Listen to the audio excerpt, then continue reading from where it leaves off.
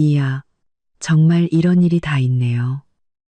시댁 재개발 잔치를 5성급 호텔에서 50테이블이나 차렸답니다. 그런데 시어머니가 9식구 모두에게 아파트 한 채씩 나눠주겠다면서 딱 한 사람, 바로 제 남편과 저만 쏙 빼놓은 거 있죠. 심지어 잔치가 끝나고 계산할 때 저한테 2억 5,800만 원짜리 계산서를 떡하니 내미는 겁니다. 하지만 제 딱 한마디에 시댁 식구 모두 그 자리에서 얼어붙고 말았습니다.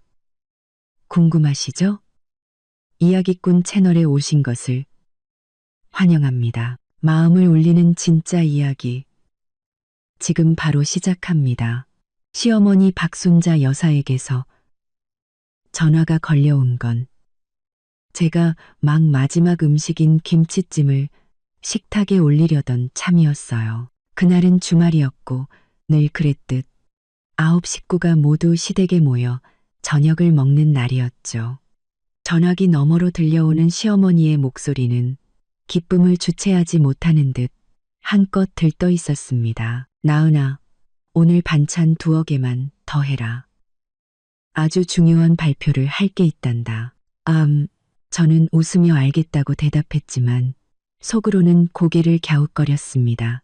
평소 가족 식사 때 이렇게까지 기분 좋아하신 적이 없었거든요. 제 남편 이민주는 소파에 앉아 텔레비전만 쳐다볼 뿐 고개 한번 들지 않았습니다. 이 집안이 원래 그랬어요.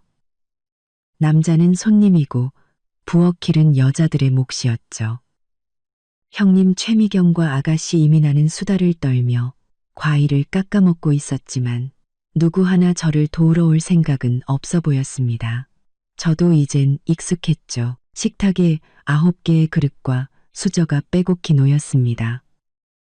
시아버지 이덕배 어르신이 상석에 앉으셨고 그 옆에 앉은 시어머니의 얼굴은 홍조로 가득했습니다. 시어머니는 헛기침을 한 번 하시더니 숟가락으로 밥그릇을 톡톡 쳤습니다.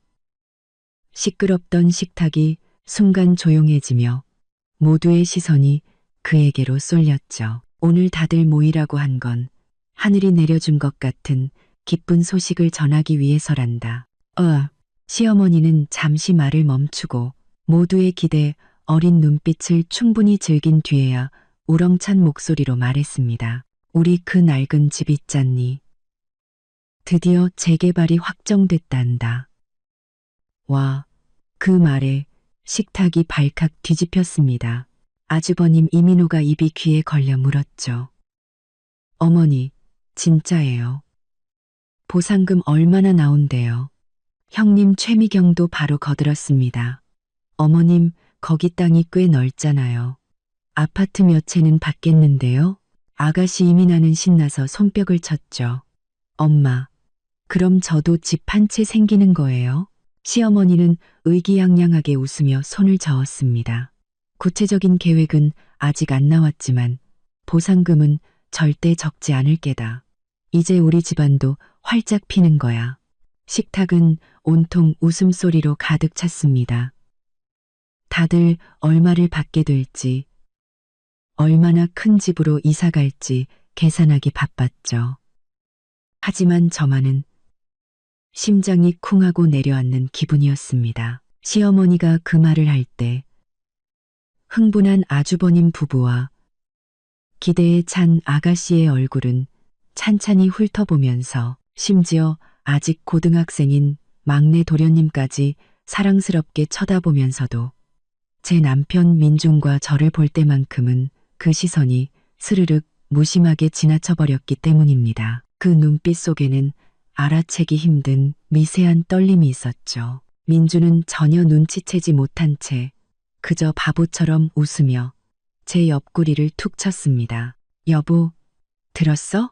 우리 집 이제 부자 되는 거야. 저는 억지로 입꼬리를 올리며 희미하게 웃었습니다. 그리고는 고개를 숙여반만 푹푹 팠죠. 이 소식은 마치 잔잔한 호수에 던져진 거대한 돌멩이 같았습니다. 그로 인해 일어난 물결은 다른 사람들의 것이었고 저는 그저 물밑에서 소용돌이 치는 검은 소용돌이만을 보았을 뿐입니다. 시어머니가 말한 우리 집안이라는 말은 참 따뜻하게 들렸지만 어째서인지 그 우리 안에는 저와 민준이 포함되지 않은 것만 같았습니다. 평범했던 주말 저녁 식사가 갑자기 목이 메어왔습니다. 고개를 들자 다시 한번 저를 향했다가 이내 시선을 거두는 시어머니와 눈이 마주쳤습니다. 제 마음속의 작은 불안감은 맑은 물에 떨어진 먹물처럼 서서히 번져나가기 시작했습니다. 재개발 소식은 순식간에 온 집안을 휩쓸었습니다. 며칠 동안 집 전화는 불이 날 지경이었죠. 모두 안부를 묻고 축하 인사를 건네는 친척과 친구들의 전화였습니다. 시어머니 박순자 여사의 목소리에는 언제나처럼 숨길 수 없는 의기양양함이 묻어났습니다. 마치 이 씨 집안이 이미 재벌가라도 된 것처럼요. 주말 저녁 가족들이 다시 낡은 시댁에 모였습니다. 이번에는 평범한 저녁 식사가 아니라 진지한 가족회의였죠. 시어머니는 자신만의 전용 의자인 앤티크 팔걸이 의자에 앉아 자식들을 쭉 훑어보더니 헛기침을 했습니다. 이 집 재개발은 우리 이씨 가문의 경사 중의 경사다. 성대하게 축하해야지. 내 결심했다.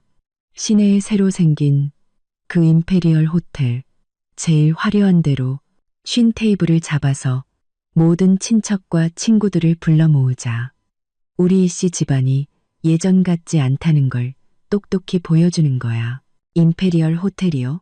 형님 최미경이 가장 먼저 소리를 질렀습니다. 눈이 동그래졌죠. 어머님, 거기 5성급이잖아요. 거기서 잔치하면 돈이 얼마나 들겠어요. 아가씨 이민아도 신나서 손뼉을 쳤습니다. 5성급 호텔에서 재개발 파티라니. 엄마, 너무 멋져요. 소문나면 다들 부러워서 난리 날 거예요. 그러시 날씬한 그로시 마이. 그로시 아가씨 이민아도 신나서. 시아버지는 담배만 뻑뻑 피우실 뿐 아무 말씀 없이 미간을 살짝 찌푸리고 계셨습니다. 제 남편 민준이 저를 툭 치며 속삭였습니다. 쉰 테이블은 좀 너무한 거 아닐까? 저는 대답하지 않았습니다. 속으로 계산을 해봤죠. 5성급 호텔의 쉰 테이블이라니 정말 어마어마한 규모였습니다. 재개발 보상금은 아직 받지도 않았는데 이렇게 큰 돈을 먼저 쓰는 건 아무래도 불안했습니다. 하지만 시어머니의 생각은 달랐습니다. 그녀는 마치 천군 만마를 지휘하듯 손을 휘저으며 말했습니다. 돈 걱정은 너희가 할 것 아니다. 평생에 한 번 있을까 말까.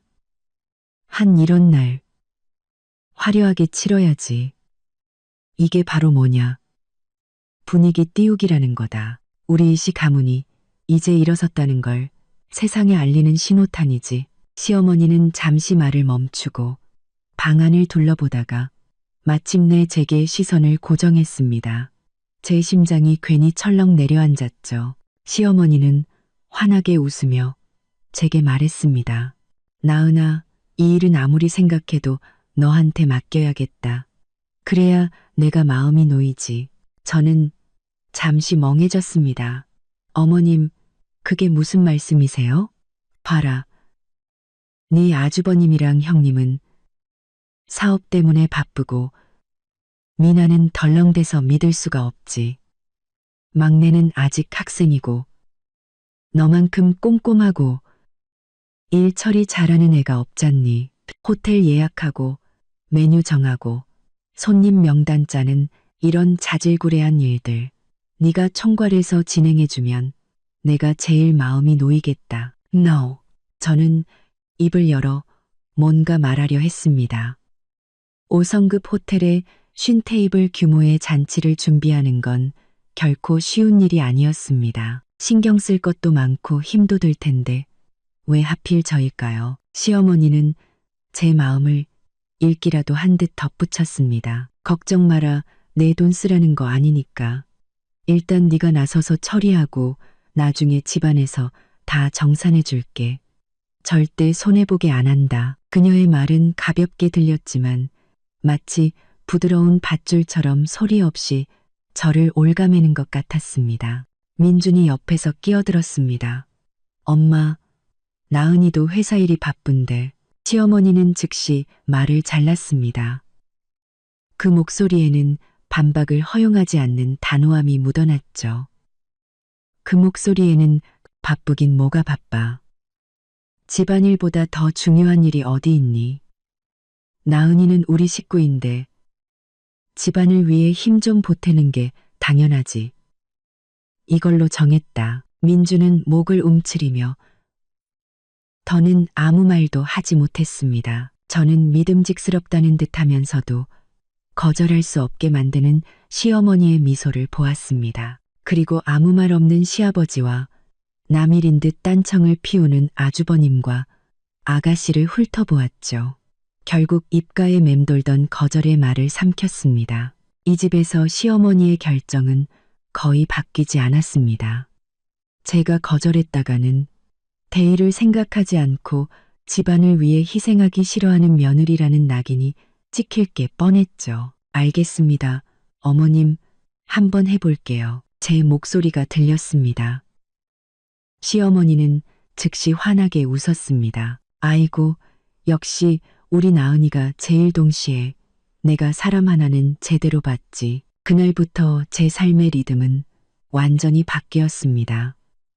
틈만 나면 호텔 담당자에게 전화를 걸어 메뉴와 세부 사항을 조율하고 가격을 몇 번이고 비교했습니다. 손님 명단은 더 골치 아팠죠. 시어머니 쪽에 온갖 친척들 관계가 복잡하게 얽혀 있어 한 명을 추가하거나 뺄 때마다 일일이 보고하고 허락을 받아야 했습니다. 그 기간 동안 제 휴대폰은 불이 날 지경이었고 퇴근 후의 시간은 대부분 이 일에 쏟아부었습니다. 민주는 제가 힘들어하는 걸 보며 가끔 대충 해라고 말했지만 막상 도와달라고 하면 남자가 그런 자질구레한 일에 끼는 거 아니라며 슬쩍 피하기 일쑤였죠. 형님과 아가씨는 편했습니다. 가끔 조언을 해준다는 핑계로 이래라 저래라 지시만 했죠. 형님 최미경은 말했습니다. 동서, 술은 좋은 걸로 해야 해. 안 그럼 망신당해. 아가씨 이민아는 말했습니다. 새언니, 답례품은 좀 세련된 걸로 해요. 우리 집안 격조 있어 보이게. 저는 발에 불이 나도록 뛰어다니는데 그들은 입만 살아서 움직였습니다. 매번 지친 몸을 이끌고 호텔에서 돌아올 때마다 온 가족이 모여 앉아 아파트를 받으면 어떻게 인테리어 할지, 무슨 차를 살지 떠드는 모습을 보면 저는 마치 이방인이 된 기분이었습니다. 그들의 화려한 축제를 위해 무대를 만들어주는 공짜 일꾼 같았죠. 무대는 거의 다 완성되었고 이제 화려한 막이 오르기만을 기다리고 있었습니다. 하지만 제 마음속의 불안감은 잔칫날이 다가올수록 점점 더 커져만 갔습니다. 저는 재개발 소식을 처음 전하던 날 저와 민준을 스쳐 지나가던 시어머니의 의미심장한 눈빛을 잊을 수가 없었습니다. 이 성대한 잔치는 정말 단순한 축하 파티일까요? 임페리얼 호텔 입구. 사람의 그림자가 비칠 정도로 반짝이는 회전 유리문이 오늘만큼은 이씨 집안을 위해 돌아가는 듯했습니다. 시어머니 박순자 여사는 곱게 맞춘 자색 한복을 입고 머리는 한 올에 흐트러짐 없이 빗어 넘겼습니다. 목에는 번쩍이는 금목걸이를 걸고 시아버지와 나란히 연회장 입구에 서 있었죠. 그 얼굴에 걸린 미소는 천장의 크리스털 샹들리에보다 더 눈부셨습니다. 아이고, 박 여사님, 축하드려요. 정말 대단하시네요. 셋째, 이모님이 시어머니의 손을 잡고 큰 소리로 말했습니다. 순자야, 너희 집안 이제 고생 끝이구나. 앞으로는 아파트 사는 사람들이네. 둘째, 고모님도 칭찬을 아끼지 않았습니다. 시어머니는 축하 인사를 받으면서도 연회장 구석구석을 곁눈질하며 모든 것이 완벽한지 확인했습니다. 샴페인색 식탁보가 깔린 50개의 원형 테이블이 질서정연하게 놓여 있었고 테이블 중앙에는 정교한 꽃 장식이 와인잔은 반짝반짝 빛나고 있었습니다. 거대한 창밖으로는 도시의 야경이 네온사인과 함께 빛나며 마치 이씨 집안의 부상을 위한 배경이 되어주는 듯했습니다. 아주버님 이민호와 형님 최미경은 새 양복과 한복을 차려입고 사장님처럼 보이는 사람들과 인사를 나누며 의기양양한 모습이었습니다. 아가씨 이민아는 반짝이는 드레스를 입고 나비처럼 사람들 사이를 오가며 친구들과 셀카를 찍었고 그 웃음소리는 멀리서도 들릴 정도였죠. 심지어 아직 학생인 막내 도련님까지 작은 정장을 차려입고 부모님 뒤를 졸졸 따라다녔습니다. 그리고 저 김나은은 낙지도 새롭지도 않은 연분홍색 원피스를 입고 잔치 시작 2시간 전부터 지금까지 발 한 번 제대로 붙여보지 못했습니다. 메뉴를 확인하고 손님 좌석표를 마지막으로 점검하고 서빙 순서를 조율하고 심지어 갑자기 손님이 한 테이블 늘어나는 바람에 식기가 부족해지자 제가 직접 호텔 지배인과 협상해서 해결해야 했습니다. 이마에는 땀이 송골송골 맺혔고 화장마저 번질 지경이었죠. 제 남편 이민주는요? 그는 말쑥하게 차려입었습니다. 짙은색 양복의 머리도 단정하게 빗었죠. 하지만 그는 그저 멀뚱멀뚱 서 있기만 했습니다. 아버지 뒤에서 바보처럼 웃거나 시어머니의 지시에 따라 멀리서 온 친척을 맞이하는 게 전부였죠. 제가 물 한 잔만 달라고 손짓을 해도 멀리서 저를 보고도 못 본 척 고개를 돌려 다시 사람들 속으로 섞여 들어갔습니다. 나은아, 나은아. 시어머니의 높은 목소리가 소란스러운 사람들 틈을 뚫고 들려왔습니다. 저는 급히 달려갔죠. 시어머니는 미간을 살짝 찌푸린 채 주빈석의 와인잔을 가리켰습니다. 이 잔에 물자국이 있잖니. 어서 새 것으로 바꾸라고 해. 이따가 귀한 손님 오시면 이게 무슨 꼴이니? 네, 어머님, 바로 처리할게요. 저는 알겠다고 대답하며 돌아서서 직원을 찾아 나섰습니다. 등 뒤로 시어머니가 옆 친척에게 자랑하는 소리가 들려왔습니다. 아이고, 우리 이 둘째 며느리가 이렇게 꼼꼼해요. 뭐든 알아서 척척 처리해주니 내가 얼마나 편한지 몰라. 안 그랬으면 이 큰 잔치를 어떻게 치렀겠어. 칭찬처럼 들렸지만 제 속은 까맣게 타들어갔습니다. 제가 원한 건 이런 칭찬이 아니었습니다. 제가 원한 건 누군가 제 짐을 조금이라도 덜어주는 것, 아니면 제가 정신없이 바쁠 때 물 한 잔이라도 건네주는 작은 배려였습니다. 마침내 잔치가 시작되었습니다. 시어머니와 시어머니가 주빈석에 앉고 아주버님네 식구와 아가씨, 막내 도련님이 그 주위를 둘러쌌습니다. 모두의 얼굴이 빛났죠. 저와 민주는 주빈석과 가까운 다음 자리에 앉았지만 마음의 거리는 10만 8천 리는 되는 듯했습니다. 시어머니는 봄바람처럼 화사한 얼굴로 작은 무대에 올라 마이크를 잡았습니다. 그녀의 목소리가 스피커를 통해 연회장 전체에 울려 퍼졌습니다. 존경하는 친지, 친구 여러분, 오늘은 우리 씨 가문의 큰 경산날입니다. 바쁘신 와중에도 저희 집 재개발 축하연에 참석해 주셔서 진심으로 감사합니다. 무대 아래에서 뜨거운 박수 소리가 터져 나왔습니다. 시어머니는 더욱 의기양양해져서 말을 이었습니다. 이 낡은 집이 재개발되는 것은 정부의 배려이자 우리 이씨 가문이 오랫동안 쌓아온 복 덕분입니다. 오늘 이 자리를 빌려 우리 가족 모두 기쁨을 함께 나누고자 합니다. 또 한 번의 박수와 환호성이 터져 나왔습니다. 스포트라이트는 주빈석의 9 식구를 비추었고 그들은 웃으며 잔을 들어 보이며 사방에서 쏟아지는 축하와 부러움의 시선을 만끽했습니다. 그 모습은 참으로 화목하고 부유해 보였습니다.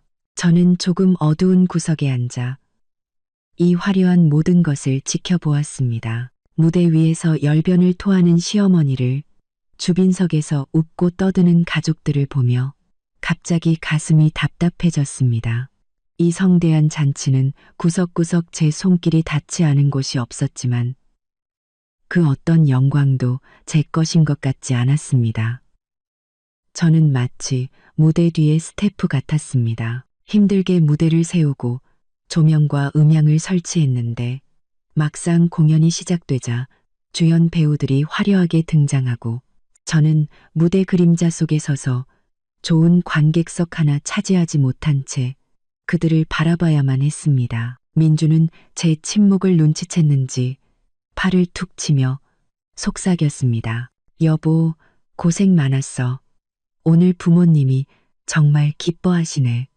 저는 그를 쳐다보았지만 아무 말도 하지 않았습니다.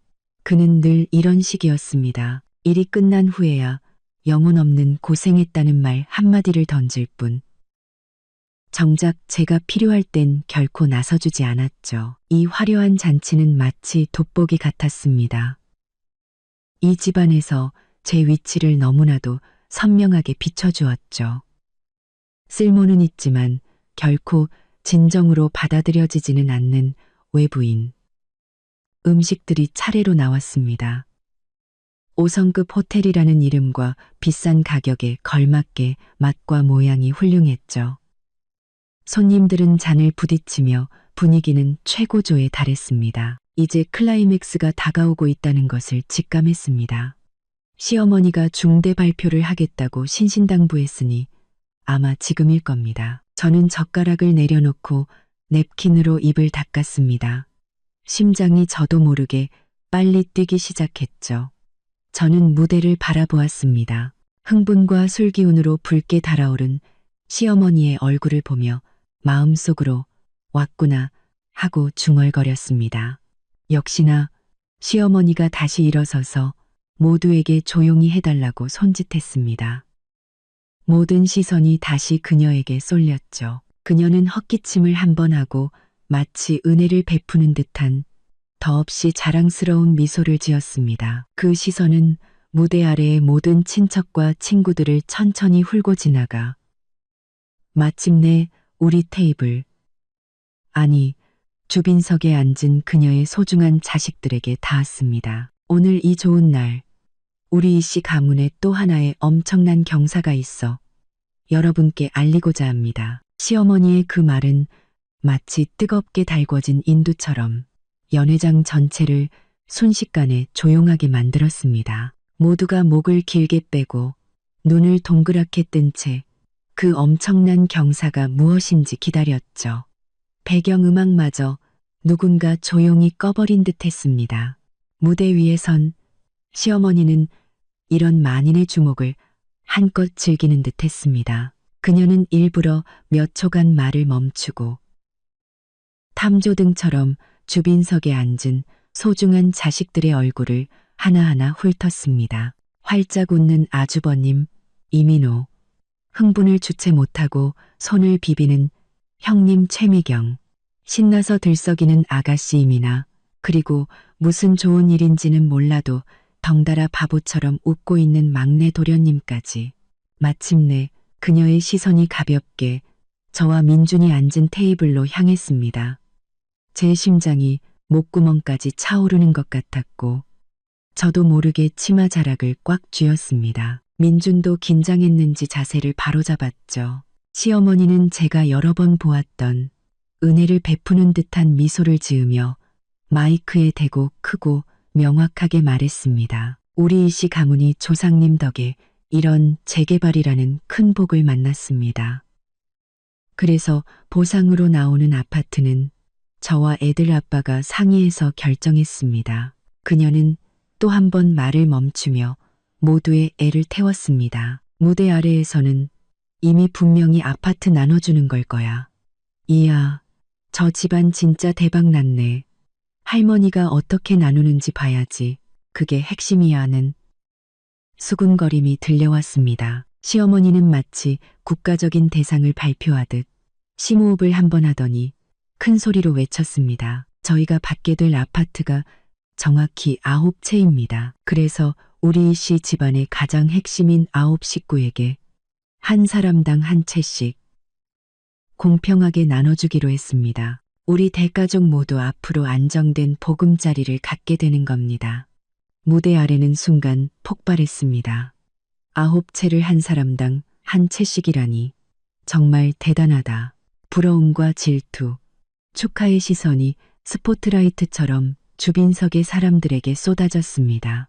아주버님 부부는 허리를 꼿꼿이 폈고 얼굴에서는 웃음이 떠나지 않았습니다. 아가씨 이민아는 기쁨의 비명을 지르며 옆에 앉은 시어머니를 껴안았고 시아버지 이덕배 어르신도 드물게 환한 미소를 지었습니다. 하지만 저는 발끝에서부터 정수리까지 차가운 기운이 솟구치는 것을 느꼈습니다. 9채, 9식구.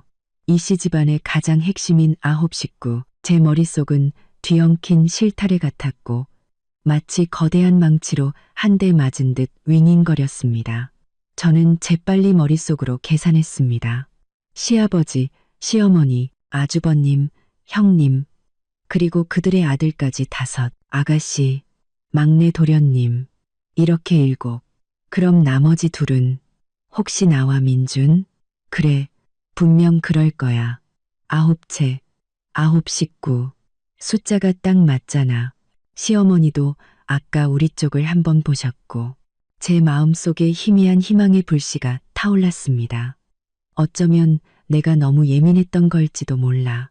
어쩌면 시어머니가 이런 깜짝 발표로 우리를 핵심 가족으로 인정해 주려는 걸지도. 저는 저도 모르게 허리를 펴고 주변의 부러운 시선을 받을 준비를 하며 멋쩍은 미소를 지으려 했습니다. 하지만 시어머니의 다음 말은 얼음 조각이 섞인 찬물처럼 제 머리 위로 쏟아졌습니다.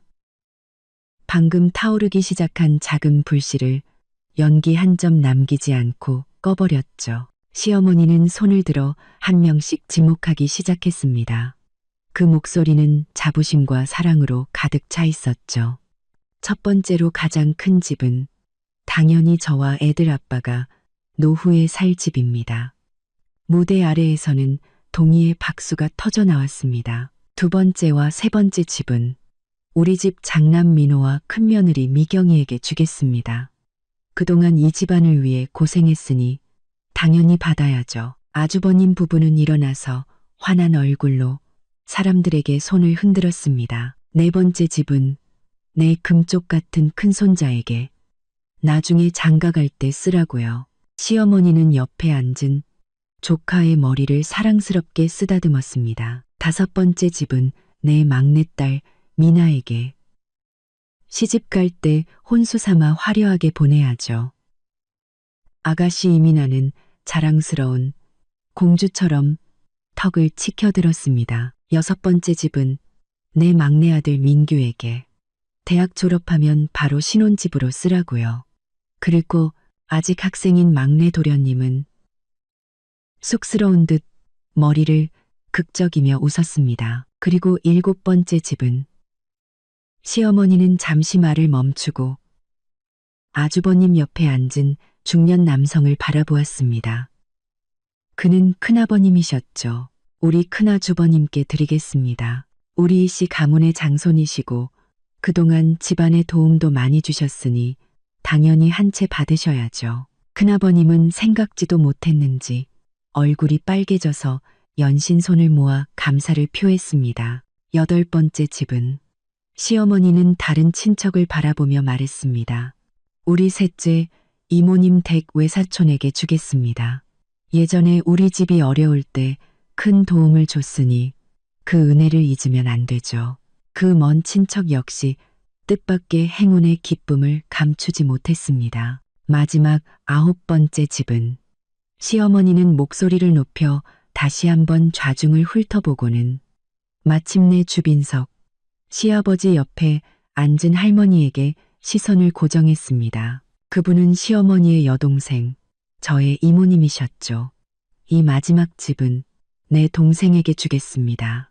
몸도 안 좋은데 앞으로 집 한 채 있으면 내 마음이 놓일 것 같아서요. 이모님은 감격에 겨워 눈물을 훔쳤습니다. 9채의 아파트는 이렇게 명확하게 주인을 찾아갔습니다. 시부모님부터 자식, 손자, 그리고 친척들까지. 모든 분배에는 그럴듯한 명분이 있었고 모든 것이 합리적으로 보였습니다. 딱 하나, 저와 민준만 빼고요.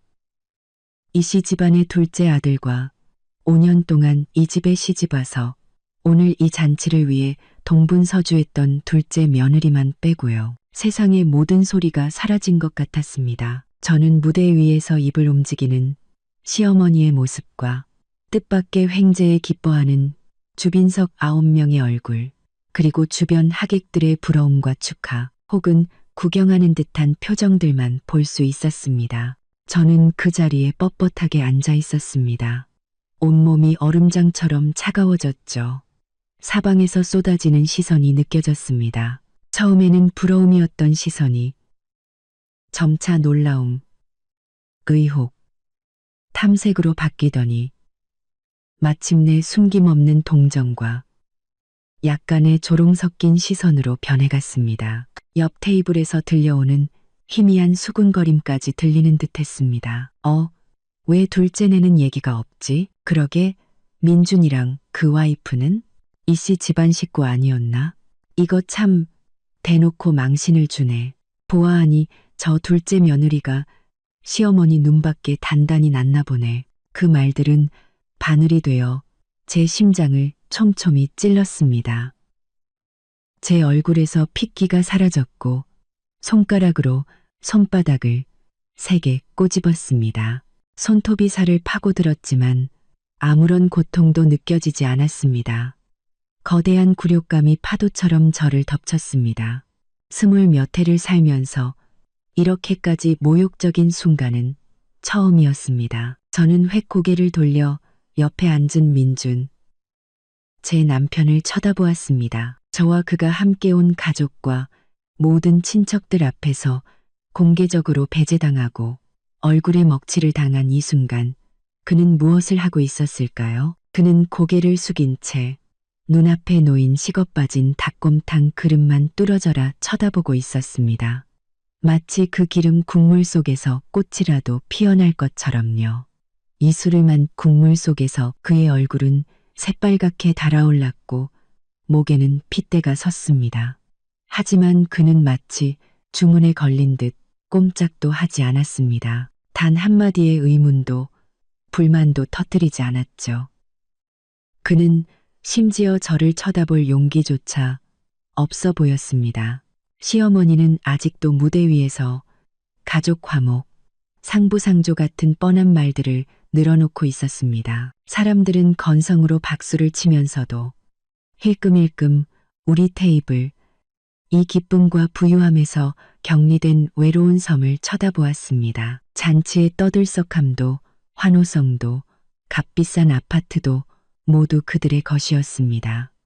저와 민주는 마치 호화로운 연회에 잘못 들어온 것이 같았습니다. 아니, 이용당하고 난 뒤 버려진 걸레 같았죠. 마침내 시어머니가 만족스러운 얼굴로 말을 마치고 복잡한 박수 소리 속에서 무대를 내려왔습니다. 주빈석의 사람들은 즉시 그녀를 둘러싸고 이 공평한 분배를 축하하며 아첨의 말을 쏟아냈습니다. 아무도 우리를 쳐다보지 않았습니다. 아무도 우리에게 다가와 위로의 말, 하다못해 가식적인 위로의 말 한마디 건네지 않았습니다. 저는 그렇게 뻣뻣하게 앉아 있었습니다. 온몸이 제 것이 아닌 것 같았죠. 아, 마음이 얼어붙는다는 게 이런 기분이구나. 이 집에서 저와 민주는 결코 핵심 9 식구가 아니었구나. 우리는 그저 언제든 희생될 수 있는 쓸모없는 변두리 존재였구나. 민준이 마침내 움직였습니다. 그는 힘겹게 고개를 들고 떨리는 입술로 제게 무언가 말하려 했습니다. 그는 나지막이 말했습니다. 나은아, 나 저는 비겁함과 민망함으로 가득 찬 그의 얼굴. 변명하고 싶지만 차마 입을 떼지 못하는 그 한심한 모습을 보았습니다. 제 마음속 얼어붙은 황야에 작은 불꽃 하나가 확 타올랐습니다. 그 불꽃은 작았지만 모든 것을 파괴할 듯 맹렬했습니다. 저는 아무 말도 하지 않았습니다. 그저 시선을 거두고 다시 젓가락을 들어 식어 빠진 깐쇼 새우를 집어 입에 넣었습니다. 그리고 아무 맛도 느끼지 못한 채 기계적으로 씹었습니다. 연회는 계속되었고 모욕도 계속되었습니다. 하지만 제 마음속 무언가는 이미 완전히 달라져 있었습니다. 식어 빠진 깐쇼 새우가 입안에서 기름에 젖은 손뭉치처럼 느껴졌습니다.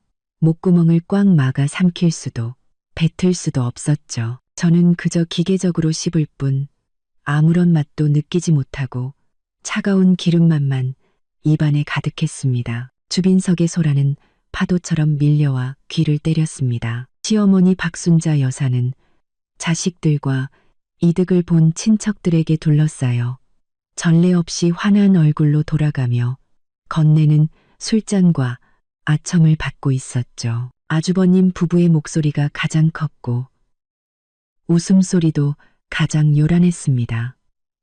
마치 아파트 세 채가 이미 자기들 것인 양 행복한 미래를 설계하고 있는 듯 했습니다. 아가씨 이민아는 제잘거리며 친구들과 어떤 아파트를 어떤 스타일로 꾸밀지 의논하기 바빴고 늘 과묵하시던 시아버지마저 술을 몇 잔 더 마시고 얼굴이 붉게 달아올라 있었습니다. 하지만 우리 테이블은 보이지 않는 유리벽에 막힌 듯 무서울 정도로 조용했습니다. 상황을 잘 모르는 먼 친척이 술을 따르러 왔다가도 주빈석의 활기찬 분위기와 우리 쪽의 냉랭한 분위기, 그리고 저와 민준의 굳은 얼굴을 보고는 상황을 파악한 듯 어색하게 웃으며 맛있게 드세요. 한마디 던지고는 서둘러 자리를 떴습니다. 저는 등 뒤에 꽂히는 수많은 시선을 느낄 수 있었습니다. 동정, 호기심, 조롱 섞인 시선들이 그물처럼 얽혀 저를 치욕의 기둥에 묶어두는 것 같았죠. 저는 허리를 꼿꼿이 세우고 마지막 남은 체면을 지키려 애썼습니다. 쓰러져서는 안 됐죠. 울어서도 소란을 피워서도 안 됐습니다. 그랬다가는 구경꾼들에게 더 큰 재미를 주고 시어머니를 더 의기양양하게 만들 뿐이었습니다. 제 모든 희망, 한순간 타올랐던 그 희미한 희망은 이제 제 옆에 앉은 이 남자, 제 남편 이민준에게 달려 있었습니다. 그는 시어머니의 친아들이고 이씨 집안의 둘째 아들이었습니다. 이렇게 부당한 대우를 받고 공개적으로 망신을 당한 것은 저뿐만이 아니었습니다. 그 역시 마찬가지였죠. 어떤 이유에서든 그는 일어나서 어머니, 왜 저와 나은이는 없습니까? 라고 단 한마디라도 물어야 했습니다. 저는 온 힘을 다해 다시 고개를 돌려 그를 보았습니다. 민주는 여전히 타조처럼 고개를 숙인 자세를 유지하고 있었습니다. 머리가 가슴에 닿을 지경이었죠. 그의 앞에는 깨끗한 식기만 놓여 있었고 그 식어빠진 닭곰탕은 손도 대지 않은 채였습니다. 그의 옆얼굴은 굳어 있었고 이마에는 땀방울이 맺혀 있었습니다. 술잔을 쥔 손가락은 너무 세게 쥔 나머지 마디가 하얗게 변해 있었죠. 그는 떨고 있었습니다. 분노 때문이 아니라 극도의 난처함과 회피하고 싶은 마음 때문이었죠. 민준 씨, 제 목소리는 마치 사포로 문지른 것처럼 건조했습니다. 우리 둘만 겨우 들릴 정도였죠. 그는 바늘에 찔린 듯 움찔하며 아주 느리고 힘겹게 고개를 들었습니다. 그의 눈빛은 저를 마주치지 못하고 식탁 위접시들 사이를 방황했습니다. 입술은 떨렸고 얼굴은 새하얗게 질려 있었죠. 나은아. 그가 입을 열었습니다. 목소리는 쉬어 있었고 거의 울음이 터질 듯한 음색이었습니다. 나 나도 엄마가 저러실 줄은 몰랐어. 너 마음에 담아두지 마. 마음에 담아두지 마라니. 저는 제 귀를 의심했습니다. 아파트 9채를 모든 친척들 앞에서 우리만 쏙 빼놓고 나눠준 일을 그저 가벼운 말 한마디로 덮으려 하다니 제 마음속 마지막 기대는 바늘에 찔린 풍선처럼 픽 소리를 내며 완전히 쪼그라들었고 차가운 공허함만이 남았습니다. 억누를 수 없는 분노와 실망감이 머리끝까지 치밀어 올랐습니다. 저는 테이블 아래에서 주먹을 꽉 쥐었습니다. 손톱이 손바닥을 깊이 파고드는 고통 덕분에 겨우 이성을 유지할 수 있었죠. 저는 그를 쏘아보며 얼음장처럼 차가운 목소리로 낮게 말했습니다. 이민준 씨, 당신은 당신 어머니 아들이야. 지금 모든 사람이 우리를 보고 있어. 우리가 어떻게 바보 취급당하는지 지켜보고 있다고. 할 말 없어? 당신 어머니한테 묻고 싶은 말 정말 아무것도 없냐고. 민준의 얼굴에는 극심한 고통과 갈등의 빛이 서렸습니다. 그는 불안하게 주빈석 쪽을 힐끗 보더니 다시 재빨리 고개를 숙였습니다. 나은아, 제발 목소리 좀 낮춰. 사람들도 많은데 엄마는 엄마 나름의 생각이 있으시겠지. 혹시 아파트가 부족했거나 아니면 나중에 다른 계획이 있으실 수도 있잖아. 지금 여기서 소란 피우면 다들 얼굴만 붉히게 돼. 얼굴만 붉히게 된다고. 저는 거의 실소를 터뜨릴 뻔했습니다. 심장의 얼음층이 갈라지며 그 아래에서 뜨거운 용암이 끓어오르는 듯했죠. 우리 얼굴이 붉어지는 거겠어? 아니면 당신 어머니 얼굴이 붉어지는 거겠어? 이민준 씨, 양심의 손을 얹고 말해봐. 연애부터 결혼까지 5년 동안 내가 당신 집에 부족하게 한 게 있어? 오늘 이 잔치 누가 동분서주하며 준비했는데? 이제 와서 아파트 나눠주니까 우리는 남이 된 거야? 이게 당신 어머니의 다른 계획이라는 거야? 제 질문은 돌멩이처럼 그에게 날아갔습니다. 민주는 아무 대답도 하지 못하고 얼굴만 불그락푸르락 했죠. 마침내 그는 두 손으로 머리를 감싸쥐고 고통스럽게 신음했습니다. 나 좀 그만 괴롭혀. 나은아, 내가 뭘 어떻게 하라고. 우리 엄마잖아. 이 많은 사람들 앞에서 엄마한테 따지고 싸우라는 거야. 나더러 어쩌라고. 마지막 말은 거의 절규에 가까웠습니다. 억눌린 목소리였지만 무력한 분노가 가득 담겨 있었죠. 그 낮은 절규는 제 마음속 모든 기대를 무너뜨리는 마지막 지푸라기였습니다. 저는 저와 5년간 한 침대에서 잠을 잤던 이 남자, 법적으로 제 가장 가까운 동반자인 이 남자가 이 순간 너무나 낯설고 비겁하고 의지할 수 없는 존재로 느껴졌습니다. 저는 갑자기 차분해졌습니다. 방금까지 휘몰아치던 분노와 굴욕감이 신기하게도 가라앉고 대신 뼛속까지 파고드는 더 깊은 냉기가 온몸에 퍼졌습니다. 슬픔이 극에 달하면 오히려 담담해진다는 말이 이런 걸까요? 저는 더 이상 그를 쳐다보지도 그와 대화하려 하지도 않았습니다. 다시 젓가락을 들고 눈앞에 정교하지만 식어빠진 음식들을 멍하니 바라보았습니다. 주빈석의 웃음소리는 여전히 귀에 거슬렸지만 마치 두꺼운 유리병 너머에서 들려오는 것처럼 흐릿하고 멀게 느껴졌습니다. 민주는 제가 더 이상 추궁하지 않자 안도의 한숨을 쉬는 듯 했지만 이내 더 큰 불안에 휩싸인 듯 했습니다. 그는 제게 반찬을 집어주려 했으며 떨리는 손으로 해삼 하나를 제 그릇에 놓아주었습니다. 여보, 뭐라도 좀 먹어. 저녁 내내 바빴잖아. 저는 그릇에 놓인 기름진 해삼을 보고 속이 메스꺼워졌습니다.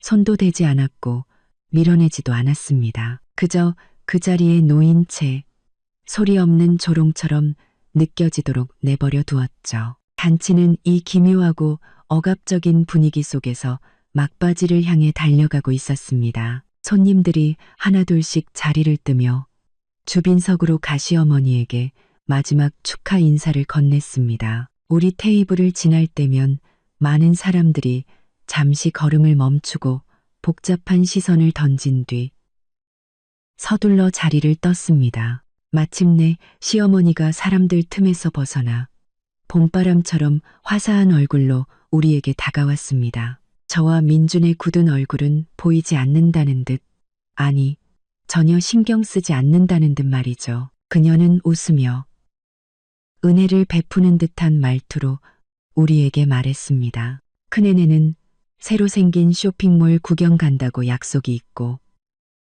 미나는 친구들하고 약속 있단다. 막내는 내일 학교 가야 하니 일찍 들어가야지. 민준아, 나은아, 너희 둘은 별일 없으니 남아서 마무리 좀 하거라. 못 빠뜨린 거 없나 잘 살피고 호텔이랑 잔금 문제도 깔끔하게 처리하고. 그녀의 지시는 너무나 자연스럽고 당연하게 들렸습니다. 마치 우리가 태어날 때부터 이런 뒤처리 일을 해야 할 운명인 것처럼요. 민주는 입을 열어 무언가 말하려 했지만 시어머니의 웃는 듯 하면서도 단호한 눈빛에 눌려 결국 힘없이 알겠습니다. 엄마라고 대답하고 말았습니다. 시어머니는 만족스럽게 고개를 끄덕이고는 의미심장한 눈빛으로 저를 한번 쳐다보았습니다. 그 눈빛은 마치 봐라, 결국 네가 해야지라고 말하는 것 같았죠. 그리고는 시아버지의 팔짱을 끼고 자식들과 친척들에게 둘러싸여 웃고 떠들며 연회장 문을 향해 걸어갔습니다. 재개발 보상 후에 첫 번째 아름다운 밤을 즐기러 가는 길이었습니다. 떠들썩했던 연회장은 순식간에 텅 비었고 어질러진 테이블과 뒷정리를 하는 몇몇 직원들만 남았습니다. 저와 민주는 마치 폐허 위에 버려진 인형처럼 텅 빈 연회장에 멍하니 앉아 있었습니다. 저는 그들이 사라진 방향을, 그리고 처음부터 끝까지 저를 위해 단 한마디도, 단 하나의 권리도 주장하지 못했던 제 남편을 바라보았습니다. 제 마음속 얼어붙은 땅에 깊이를 알 수 없는 균열이 생겨났습니다. 차갑고 명확한 목소리가 제 마음속에서 울렸습니다. 이 집안에서 나는 이제 아무도 의지할 수 없어. 의지할 수 있는 건 나 자신뿐이야. 연회장에는 사람이 거의 다 빠져나가고 몇몇 직원들만이 조용하고 능숙하게 어질러진 식기들을 치우고 있었습니다. 방금 전까지 시끌벅적했던 공간은 이제 중앙 냉방 시스템의 미약한 바람 소리만 들릴 정도로 조용해져 그 텅 빈 공간이 더욱 눈에 띄었습니다. 공기 중에는 남은 음식과 술, 향수 냄새가 뒤섞여 속이 울렁거릴 지경이었죠. 저는 여전히 그 자리에 뻣뻣한 조각상처럼 등을 꼿꼿이 세우고 앉아 있었습니다. 민주는 제 옆에서 안절부절 못하며 슬쩍 제 눈치를 보다가도 이내 짜증스럽게 머리를 극적였습니다. 그는 입을 열려다 몇 번이나 망설였고 결국 아무 말도 하지 못한 채 무거운 한숨만 내쉴 뿐이었습니다. 얼마나 지났을까? 10분 남짓이었지만 한세기처럼 길게 느껴졌습니다. 연회장 입구에서 발소리가 들려왔습니다. 하이힐의 또각거리는 소리와 함께 술과 음식에 만족한 듯 나른함이 섞인 시어머니의 익숙한 목소리가 들렸죠. 아이고, 겨우 다 보냈네. 서 있느라 다리가 다 아프구나. 고개를 들어보니 갔다가 다시 돌아온 시어머니였습니다. 그녀의 얼굴은 여전히 흥분과 술기운으로 붉게 상기되어 있었고 눈은 반짝였으며 입꼬리는 올라가 있었습니다. 아직도 거대한 기쁨과 영광 속에서 헤어나오지 못한 모습이었죠. 그녀 옆에는 아무도 없었습니다. 시아버지와 다른 식구들은 아마 바로 집으로 가거나 다음 축하 파티를 하러 간 모양이었습니다. 시어머니는 곧장 우리 테이블로 걸어왔습니다. 어질러진 테이블을 한번 훑어보더니 제게 시선을 고정했죠. 그 눈빛은 며느리를 보는 눈빛이 아니라 쓰기 편하고 마침 골칫거리를 처리하기에 딱 좋은 도구를 보는 듯했습니다. 그녀는 늘 짓던 친절해 보이지만 사실은 거리를 두는 미소를 지으며 제 앞에 섰습니다. 그녀는 아들인 민준에게 먼저 말을 걸지 않고 마치 제가 이 상황을 책임지고 처리할 사람인 양절을 똑바로 쳐다보며 말했습니다. 나은아. 시어머니는 일부러 부드러운 척하는 목소리로 입을 열었습니다. 오늘 정말 고생 많았다. 네가 동분서주하며 일을 이렇게 잘 처리해줘서 엄마가 다 지켜봤단다. 저는 아무 말 없이 그녀를 조용히 쳐다보았습니다. 다음에 무슨 연극을 펼칠지 궁금했죠. 고생한 걸 지켜봤다니 물론이겠죠. 그러니 이 골치 아픈 뒷수습을 제게 당연하다는 듯 떠넘기는 것 아니겠습니까? 시어머니는 제가 대꾸하지 않자 표정 하나 바꾸지 않고 새로 산 듯한 비싸 보이는 클러치백에서 접힌 종이 한 장을 꺼냈습니다. 그것은 임페리얼 호텔의 로고가 찍힌 정식 청구서였죠. 제 심장이 괜히 쿵 내려앉았습니다. 시어머니는 잘 관리된 연분홍색 매니큐어를 칠한 손가락으로 그 종이를 제 앞 테이블에 스르륵 밀어놓았습니다.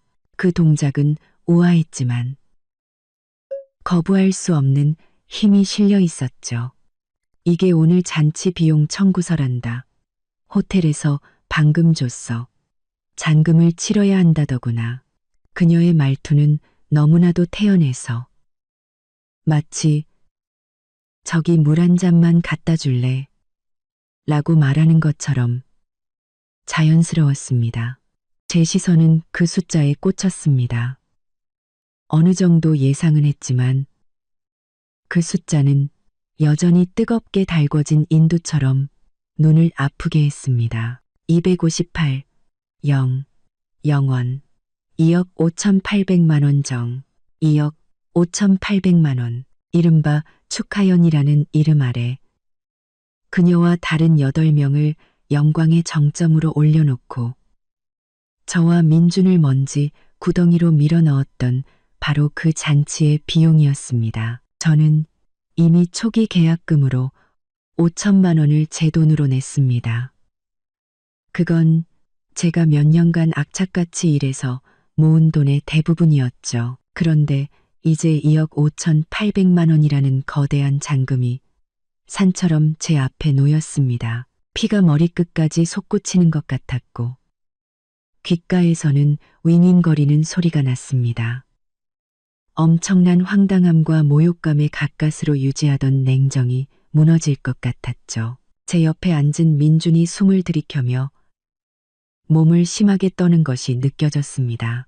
시어머니는 우리의 굳은 얼굴을 전혀 보지 못했다는 듯, 아니 전혀 신경 쓰지 않는다는 듯 여전히 웃으며 은혜를 베푸는 말투로 말을 이었습니다.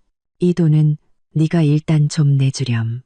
오늘 축의금이 꽤 들어왔지만 다 현금이라 은행에 넣었다 빼려면 번거로우니까.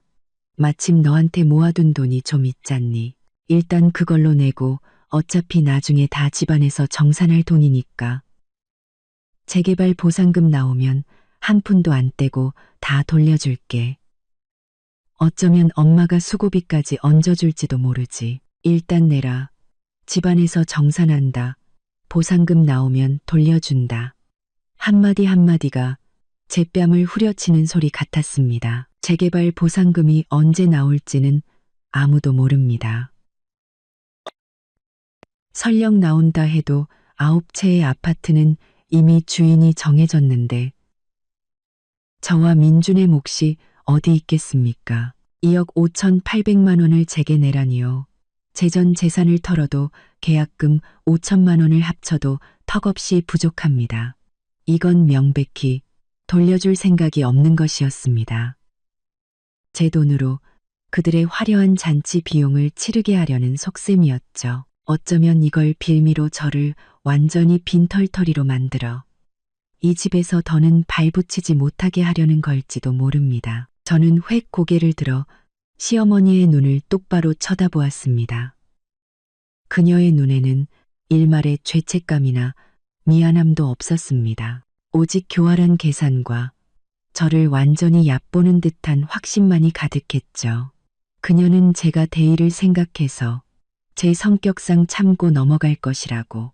그리고 민준이 워낙 모르니 이 많은 사람들, 지금은 몇 없지만 직원들이 보고 있는 앞에서 감히 얼굴을 붉히지 못할 것이라고 확신하고 있었습니다. 민준이 마침내 참지 못하고 벌떡 일어섰습니다.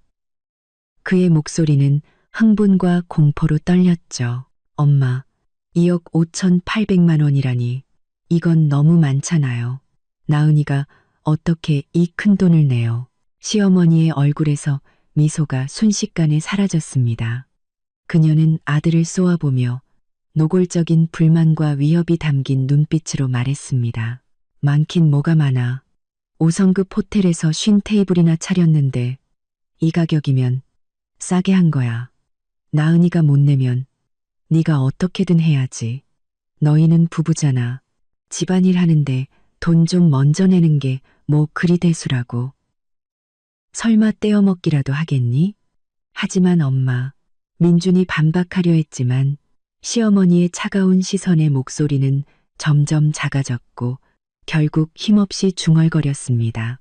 그래도 상의는 해봐야죠. 상의는 무슨 상의? 시어머니는 단호하게 말을 잘랐습니다. 잔치는 이미 끝났는데 돈을 안 낼 거야? 이 늙은 내가 지금 은행 가서 돈 찾아오라는 거니? 그게 무슨 꼴사나운 짓이야. 나은이는 살이 분별할 줄 아는 애야. 그치? 그녀는 다시 제게 화살을 돌렸습니다.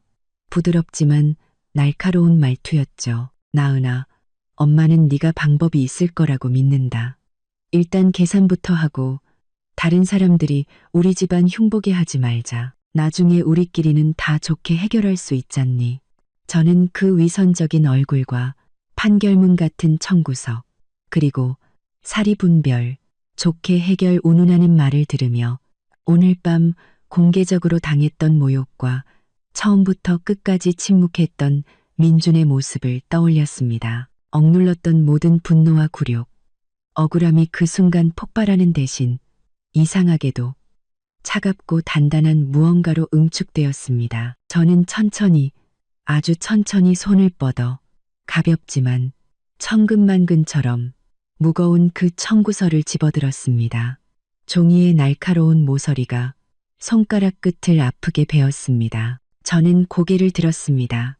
분노도 억울함도 없는 무서울 정도로 평온한 얼굴이었죠. 저는 확신과 계산으로 가득 찬 시어머니의 눈을 마주보며 크지 않지만 그 자리에 있던 모두가, 심지어 귀를 쫑긋 세우고 엿듣던 직원들까지 똑똑히 들을 수 있도록 또박또박 입을 열었습니다. 어머니, 이 계산서 제가 낼 수 있습니다. 그런데 이 돈의 성격에 좀 문제가 있는 것 같네요. 시어머니의 얼굴에서 미소가 순식간에 굳었습니다. 그녀는 제가 울며불며 매달리거나 순순히 돈을 내겠다고 할 줄 알았지. 이렇게 차분하게 문제를 제기할 줄은 상상도 못했을 겁니다. 민준도 어쩔 줄 몰라 하며 저를 쳐다보았죠. 텅 빈 연회장은 에어컨 소리마저 멈춘 듯 고요해졌습니다. 저는 시어머니의 굳은 미소를 보며 마음속 얼음장 같던 감정이 갈라지는 것을 느꼈습니다. 그 틈으로 솟아나온 것은 뜨거운 용암이 아니라 뼛속까지 시린 냉기였습니다. 민주는 옆에서 입만 뻐끔거릴 뿐 어쩔 줄 몰라 했죠. 시어머니가 먼저 정신을 차렸습니다. 그녀는 억지로 입꼬리를 올리려 했었지만 눈빛에는 이미 경계심과 당혹감이 서려 있었습니다. 문제라니? 나은아, 그게 무슨 말이니? 호텔에서 발행한 청구서인데 무슨 문제가 있다는 거야. 그녀의 목소리는 애써 평정을 유지하려 했지만 미세한 긴장감을 숨기지 못했습니다. 저는 대답 대신 손가락으로 천천히 접힌 청구서를 펴서 주름을 없앴습니다. 제 느린 행동에 주변 공기마저 멈춘 듯했죠. 어머님. 저는 눈을 들어 그녀를 똑바로 쳐다보았습니다. 청구서는 호텔에서 발행한 것이니 숫자 자체는 틀림없겠죠. 2억 5,800만 원. 한 푼도 틀림없습니다. 시어머니는 안도의 한숨을 내쉬며 그럴 줄 알았다는 듯한 약간의 짜증 섞인 표정을 지었습니다. 그럼 됐네. 어서 계산하고 다들 피곤한데 집에 가서 쉬자. 하지만 제가 그녀의 말을 잘랐습니다. 제 목소리는 여전히 평온했지만 고요함 속에 울리는 망치 소리처럼 단호했습니다. 이 돈을 내는 명분이 잘못됐습니다. 명분? 시어머니는 제 말을 이해하지 못하겠다는 듯 미간을 찌푸렸습니다. 무슨 명분? 오늘 쉰 테이블 잔치 비용이잖아. 다들 먹고 마셨는데 명분이랄 게 뭐가 있어. 민준도 옆에서 작게 거들었습니다. 맞아. 나은아, 그냥 밥값이잖아. 저는 가볍게 고개를 저었습니다. 제 시선은 시어머니의 얼굴에서 옆에 앉은 초조한 민준에게로, 그리고 다시 불안하게 흔들리는 시어머니의 눈동자에 고정되었습니다. 때가 왔습니다. 수년간의 인내와 오늘 밤의 모욕은 모두 이 순간을 위한 것이었습니다. 저는 심호흡을 한 번 하고 크지 않지만 텅 빈 연회장 전체에 울릴 만큼 명확한 목소리로 또박또박 말했습니다. 어머님, 만약 이 잔치가 우리 씨 가문 전체를 위한 재개발 축하연이었다면, 우리 9 식구 모두의 미래를 축하하는 자리였다면, 이 돈이 아무리 많아도 저와 민준 씨가 이 씨 가문의 일원으로서 어떻게든 마련해 볼 수 있었을 겁니다. 우리 집안일이니까요. 저는 일부러 가문 전체, 9 식구, 우리 집안이라는 단어에 힘을 주었습니다. 그 말들은 방금 전에 아파트 분배쇼의 가장 아픈 곳을 찌르는 바늘과 같았죠. 시어머니의 얼굴색이 순식간에 변했습니다. 방금 전의 여유는 온데간데 없고 속마음을 들킨 듯한 당혹감과 믿을 수 없다는 표정이 스쳐 지나갔습니다. 그녀는 아마 꿈에도 생각하지 못했을 겁니다. 늘 순종적이던 며느리가 이 타이밍에 이런 식으로 그 일을 다시 꺼낼 줄은. 저는 그녀에게 반박할 기회를 주지 않고 차분하게 말을 이었습니다. 하지만 어머님께서는 아까 모든 친척들 앞에서 분명히 선언하셨습니다. 재개발로 나온 9채의 아파트는 아버님 1채, 어머님 1채, 아주버님 부부와 조카에게 3채, 아가씨 1채, 막내 도련님 1채, 큰아버님 1채, 외사촌 1채, 그리고 이모님께 1채. 이렇게요. 안원. 저는 마치 녹음기처럼 1시간도 채 지나지 않은 그녀의 분배 계획을 정확하게 읊었습니다. 한 명씩 이름이 불릴 때마다 시어머니의 얼굴은 점점 더 하얗게 질려갔습니다. 보세요. 9채의 아파트는 명확하게 9분에게 돌아갔습니다. 그 9분 안에 저와 민준 씨의 이름은 없었고요. 그렇다면 이 잔치의 명분은 우리 씨 가문 전체의 축하연이 아니라 아파트를 받게 된 9분이 따로 여는 개인적인 축하 파티가 되는 겁니다. 저는 몸을 살짝 앞으로 숙였습니다. 목소리는 낮았지만 천군만마의 힘이 실린 듯 단호했습니다. 어머니, 당신들 9분을 위한 개인적인 축하 파티라면 2억 5,800만 원짜리 계산서를 아파트 한 채 받지 못하고 핵심 9 식구에서도 제외된 저 같은 외부인이 대체 왜 대신 내야 하는 거죠? 와, 제 말은 마치 고요한 연못에 던져진 거대한 돌멩이처럼 파장을 일으켰습니다. 연회장에 남아있던 몇몇 직원들과 소란을 듣고 달려온 호텔 지배인까지 논리정연하고 뼈를 때리는 제 질문을 똑똑히 들었죠. 시어머니는 온몸에 힘이 빠진 듯 휘청거리며 한 걸음 물러섰습니다. 하이힐이 삐끗하며 넘어질 뻔했죠. 그녀는 떨리는 손으로 저를 가리켰지만 입술만 달싹일 뿐 아무 말도 하지 못했습니다. 목구멍에서는 그저 허허 하는 바람 빠진 소리만 새어나왔죠. 몇 분 전까지만 해도 홍조로 가득했던 얼굴은 이제 새하얗게 질려 있었고 정성 들여 빗은 머리카락 사이로 식은땀이 배어 나왔습니다. 민주는 완전히 넋이 나간 모습이었습니다. 그는 쓰러질 듯한 어머니와 얼음장처럼 차가운 제 얼굴을 번갈아 보며 머릿속이 뒤죽박죽된 듯 보였습니다. 그저 입만 벌린 채 아, 아 하는 의미 없는 소리만 낼 뿐 이 상황을 전혀 이해하지도 받아들이지도 못하는 듯 했습니다. 늘 순종적이던 아내가 어째서 갑자기 이렇게 날카롭고 무서운 사람으로 변했는지. 호텔 지배인은 영리한 사람이었습니다. 그는 이 상황이 단순한 계산 문제가 아니라 복잡한 가족 분쟁임을 즉시 알아차렸죠. 그는 어색하게 그 자리에 서서 이러지도 저러지도 못하고 있었습니다. 당내는 완전히 얼어붙었습니다. 공기마저 굳어버린 듯했죠. 오직 시어머니의 거칠고 당황한 숨소리만이 들려왔습니다. 저는 그 자리에 서서 이 예상했던 혼란을 지켜보았습니다. 마음속에는 아무런 파문도 일지 않았습니다. 얼굴을 붉히고 싸우는 것이 생각보다 어렵지 않았습니다. 체면이나 대의 같은 것을 더 이상 신경 쓰지 않게 되자 정말로 두려워해야 할 사람은 바로 그 체면과 대의를 이용해 나를 억압하던 사람들이 라는 것을 깨달았습니다. 제 말은 마치 음소거 버튼을 눌렀다가 갑자기 볼륨을 최대로 키운 것처럼 연회장을 혼돈의 도가니로 만들었습니다. 시어머니 박순자 여사는 저를 가리키던 손을 허공에서 부들부들 떨었고 얼굴은 새하얗게 질렸다가 이내 시뻘겋게 달아올랐습니다. 그녀는 가슴을 헐떡이며 마치 물 밖으로 나온 물고기처럼 필사적으로 숨을 쉬려 했었지만 목에서는 그저 허하는 쇳소리만 새어나올 뿐이었죠. 너.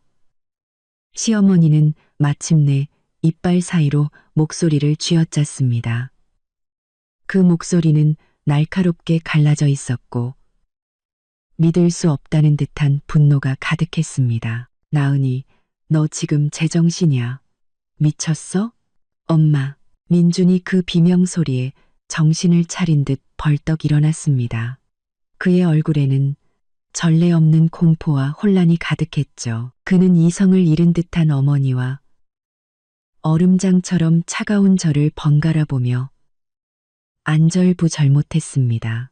그는 무의식적으로 상황을 수습하려 했고 제게 낮은 목소리로 소리쳤습니다. 나은아, 말 좀 가려서 해.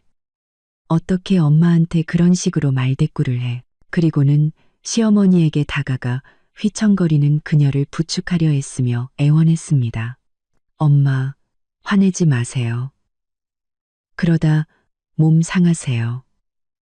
나은이는 그냥 지금 정신이 없어서 막말하는 거예요. 막말이라고요? 저는 민준의 쓸데없는 중재를 단호하게 끊어버렸습니다. 제 시선은 여전히 시어머니에게 고정되어 있었죠. 어머님, 제가 방금 한 말 중에 틀린 말이 단 하나라도 있습니까? 아파트 9채, 정확히 9분에게 나눠주신 거 맞잖아요. 그 명단에 저와 민준 씨 이름은 처음부터 끝까지 없었고요. 이 50테이블짜리 잔치, 당신들 9분이 새 집을 얻은 걸 축하하는 자리 맞죠? 제가 뭘 틀리게 말했죠? 제 모든 질문은 마치 망치처럼 사실이라는 못 뒤에 정확히 내리꽂혔습니다. 시어머니는 반박할 틈조차 찾지 못하고 그저 눈을 부릅뜬 채 분노로 당혹감을 감추려 애썼습니다. 사실은 변하지 않았고 불과 몇 분 전에 일어난 일이었으며 모든 친척들이 그 증인이었으니까요. 세상에.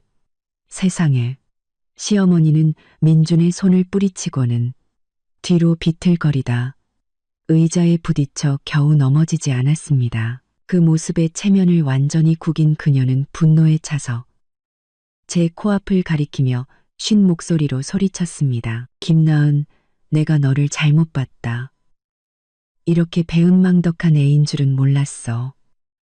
우리 이씨 집안이 무슨 죄를 져서 너 같은 걸 며느리로 들였을까? 배은망덕이요. 저는 실소를 터뜨릴 뻔했지만 꾹 참고 목소리를 살짝 높여 주변의 호텔 직원들까지 들을 수 있도록 말했습니다. 어머님, 오늘 누가 누구를 배신했습니까? 친아들과 며느리를 가족 재산에서 쏙 빼놓고 심지어 그 며느리에게 2억 5,800만 원짜리 잔치 비용까지 떠넘기려 한 게 누군데요? 대체 누가 누구를 배신한 거죠? 닥치지 못해 시어머니는 완전히 이성을 잃고 소리쳤습니다. 그 돈은 집안을 위해 쓴 돈이야. 네가 좀 내면 어때서?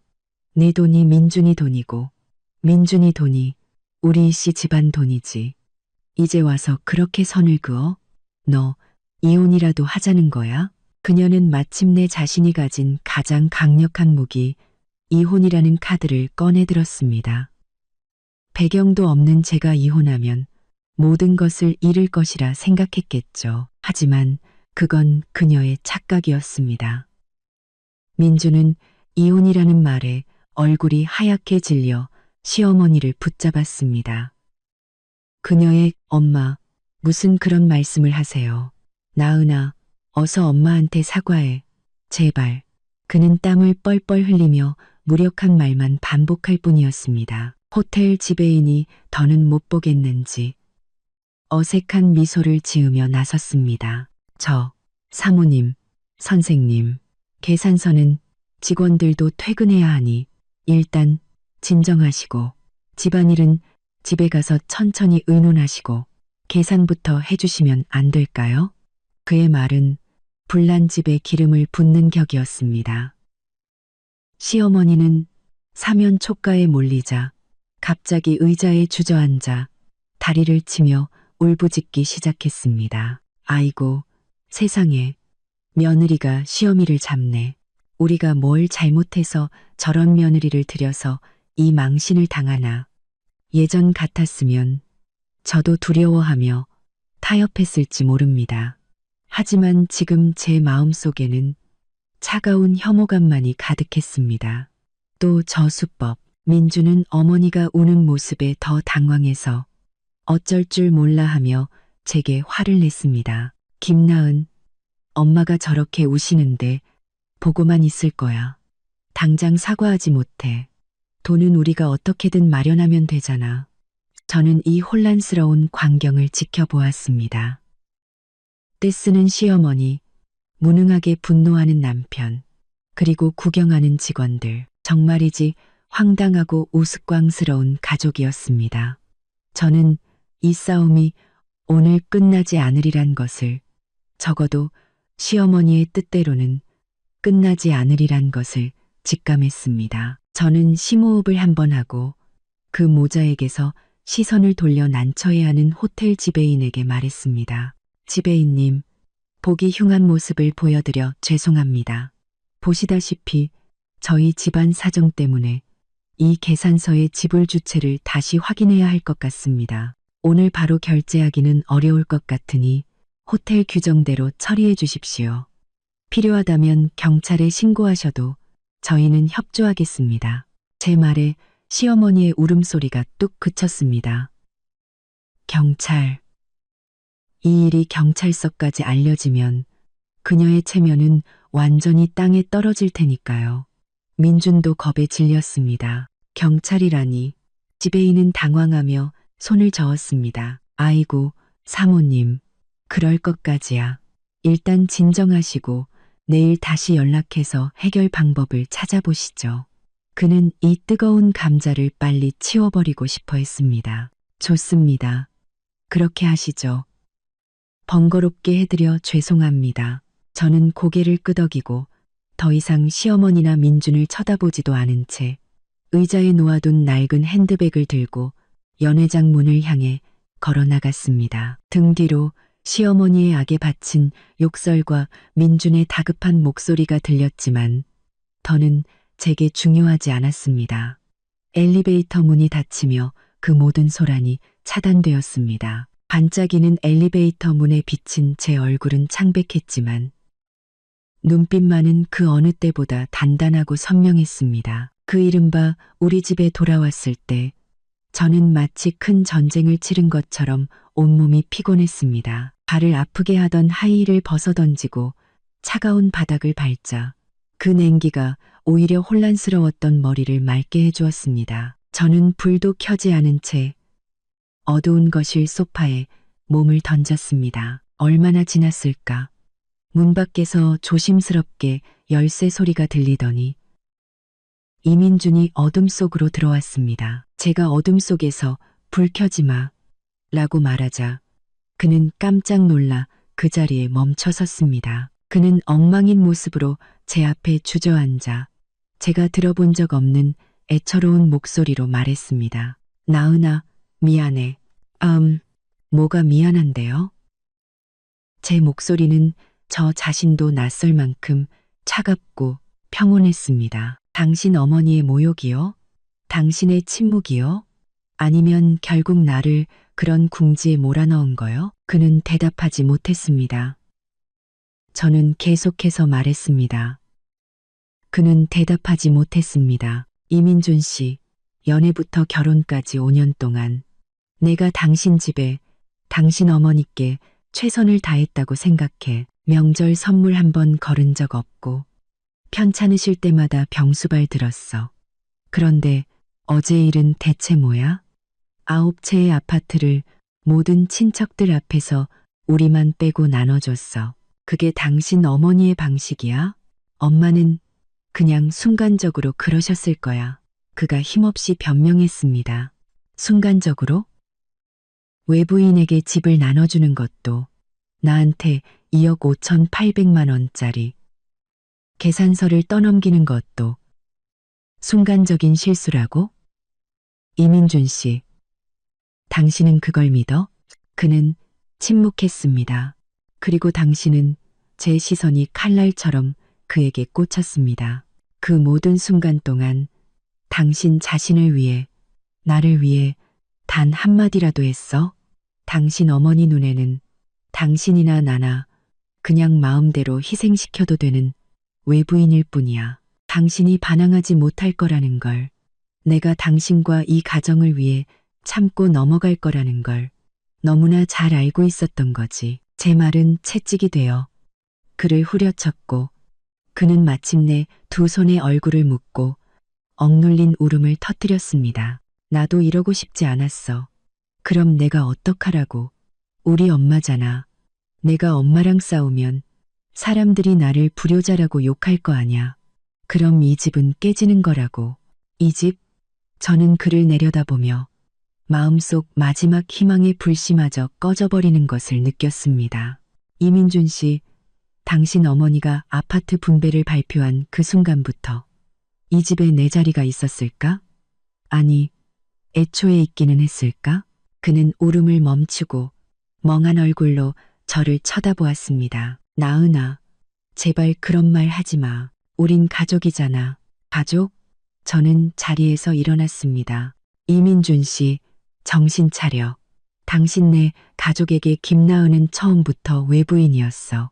그리고 당신도 계속 그렇게 살면 언젠가는 그들에게 버려지는 외부인이 될 거야. 저는 침실로 향하다가 문 앞에서 멈춰서서 뒤돌아보지 않은 채 말했습니다. 오늘 밤은 손님 방에서 잘게. 그리고 그 2억 5,800만 원. 나는 단 한 푼도 안 낼 거야. 당신 어머니의 효자 아들로 남을지 아니면 당신 자신의 인생을 살지 이제 당신이 선택해. 다음 날 아침 저는 밤새 정리한 자료들을 손에 쥐고 있었습니다.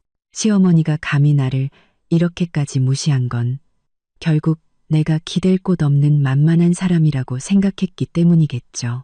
그리고 이민준의 나약함이 그 오만함을 부추겼을 겁니다. 이혼이라는 단어가 처음으로 두려움 없이 냉철한 선택지 중 하나로 떠올랐습니다. 하지만 그냥 이혼하면 너무 억울했습니다. 내가 5년간 쏟아부은 노력과 어젯밤의 모욕에 대한 대가는 받아야 했습니다. 저는 핸드폰을 들고 어젯밤 잔치의 비용 내역과 제가 선지급한 5천만 원의 이체 기록을 캡처했습니다. 그리고 가족단체 채팅방에서 시어머니가 누구 하나 서운하게 하지 않겠다고 말했던 기록들도 모두 저장했죠. 마지막으로 저는 아가씨 이민아에게 연락했습니다. 순진한 그녀는 제 의도를 눈치채지 못하고 재개발 보상이 낡은 집의 호적 등본을 기준으로 이루어졌다는 핵심 정보를 술술 불었습니다. 즉, 결혼 후 호적을 옮기지 않은 저와 민주는 처음부터 보상 대상이 아니었던 겁니다. 모든 조각이 맞춰졌습니다. 시어머니는 정책의 허점을 이용해 원래 6명의 몫이었던 보상을 구체의 아파트로 부풀리고 그 과정에서 아들인 민준을 철저히 배제한 것이었습니다. 바로 그때 시어머니에게서 전화가 걸려왔습니다. 저는 차갑게 미소 지으며 녹음 버튼을 누르고 전화를 받았습니다. 네, 어머님. 그녀는 어젯밤 호텔 일을 따지려 했지만 저는 그녀의 말을 끊고 준비한 무기를 꺼내 들었습니다. 어머님, 낡은 집 재개발 보상은 호적 등본에 기재된 6명을 기준으로 한 거 맞죠? 그런데 어머님께서는 그걸 교묘하게 부풀려 9채로 만드시고 아들인 민준 씨는 쏙 빼놓으셨더군요. 제가 이 사실을 재개발 사무소나 어제 잔치에 오셨던 모든 친척분들께 알리면 어떻게 될까요? 그리고 2억 5,800만 원짜리 계산서 문제까지 불거지면 어머님이 그토록 중요하게 생각하는 체면과 돈에 어떤 영향이 갈까요? 전화기 너머로 시어머니의 거친 숨소리가 들려왔습니다. 그녀는 완전히 허를 찔린 듯 떨리는 목소리로 물었습니다. 너 대체 원하는 게 뭐야? 제가 원하는 건 저와 민준 씨가 마땅히 받아야 할 몫과 짓밟힌 자존심에 대한 사과입니다. 구체적인 보상 내용은 온 가족이 모인 자리에서 정식으로 논의하시죠. 시간과 장소는 제가 정해서 알려드리겠습니다. 저는 그렇게 말하고 그녀의 대답을 듣지도 않은 채 전화를 끊었습니다. 협상의 주도권은 이제 완벽하게 제 손으로 넘어왔습니다. 다음 날 저녁, 약속 장소인 조용한 찻집의 시댁 식구들이 하나둘 모습을 드러냈습니다. 시어머니부터 시아버지, 아주버님 부부, 심지어 아가씨까지 모두의 얼굴에는 불편한 기색이 역력했죠. 시어머니는 자리에 앉자마자 민준을 향해 소리쳤습니다. 이민준, 네가 데려온 마누라가 우리 집안을 풍비박산 내고 있다. 저는 그 말을 무시하고 찻잔을 들며 차분하게 말했습니다. 오늘 논의할 안건은 3가지입니다. 첫째, 재개발 보상에서 저와 민준 씨의 몫. 둘째, 그동안 제가 시댁에 지원했던 비용 정산. 셋째, 호텔 잔금 2억 5,800만 원의 처리 문제입니다. 형님이 비웃으며 말했습니다. 동서, 가족끼리 너무 계산적인 거 아니야? 형님, 저는 그녀를 똑바로 쳐다보며 말했습니다. 이전까지 너무 계산 없이 살았기에 우리가 만만하게 보였던 겁니다. 어젯밤 아파트 9채를 나눠주실 때 저와 민준 씨의 이름이 있었나요? 순간 모두가 입을 다물었습니다. 아주버님이 나섰습니다. 재수 씨, 그건 호적 문제라 어쩔 수 없었어. 그런가요? 저는 아가씨와의 대화 녹음을 재생했습니다. 다 호적에 기재된 6명이 기본 보상 대상이라는 내용이 흘러나오자 아가씨의 얼굴은 새하얗게 질렸고 시어머니는 분노에 차 그녀를 쏘아보았습니다. 아주버님, 들으셨죠? 정책이 아니라 선택의 문제였습니다. 아들인 민준 씨를 배제하기로 한 선택 말이죠. 시어머니가 책상을 치며 소리쳤습니다. 그래서 원하는 게 돈이야? 얼마면 돼? 돈이 아니라 정당한 권리를 되찾겠다는 겁니다. 저는 그동안 제가 시댁에 지원했던 내역을 정리한 서류를 꺼내 보였습니다. 그리고 호텔 잔금 2억 5,800만 원은 아파트를 받으신 9분이 공평하게 나눠내셔야죠. 제가 냈던 계약금 5천만 원은 두 분의 새집 입주를 축하하는 마지막 선물로 생각하겠습니다. 하지만 나머지 2억 800만 원은 9분이 1인당 2,300만 원씩 부담하셔야 합니다. 미쳤구나. 시어머니가 악을 썼습니다. 어머님, 이게 불합리하다면 지금 당장 호텔에 전화해서 이 잔치의 성격이 무엇인지 법적으로 따져볼까요? 아니면 제가 직접 소송을 걸어 모든 녹음 파일과 증거 자료를 법원에 제출할까요? 일이 커져서 재개발 보상금 지급에 문제가 생겨도 괜찮으시겠어요? 제 말에 모두가 얼어붙었습니다. 시아버지께서 마침내 입을 열었습니다. 나은이 말이 아주 틀린 건 아니야. 그 한마디에 시어머니는 거의 졸도할 지경이었죠. 결국 그들은 제 요구를 받아들일 수밖에 없었습니다. 다음 날 호텔 잔금은 9명이 나눠서 해결했고 며칠 뒤 시어머니 명의의 아파트 중 하나를 민준에게 증여한다는 계약서에 도장을 찍었습니다. 물론 그 계약서에는 이민준 개인에게 증여하며 저는 앞으로 어떠한 재산권도 주장하지 않는다는 조항이 교묘하게 포함되어 있었죠. 하지만 그건 중요하지 않았습니다. 제가 원했던 것은 집이 아니라 정이었으니까요. 모든 것이 끝난 후 저는 그 집에서 제 짐을 챙겨 나왔습니다. 민준이 텅 빈 눈으로 저를 바라보았지만 저는 아무 말 없이 집 열쇠를 식탁 위에 내려놓고 돌아섰습니다. 그 후로 저는 작은 원룸을 얻어 새로운 삶을 시작했습니다.